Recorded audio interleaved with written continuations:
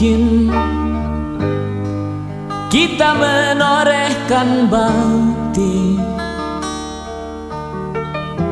atas nama jiwa dan hati tulus ikhlas. Mumpung masih ada kesempatan buat kita mengumpulkan bekal perjalanan abadi.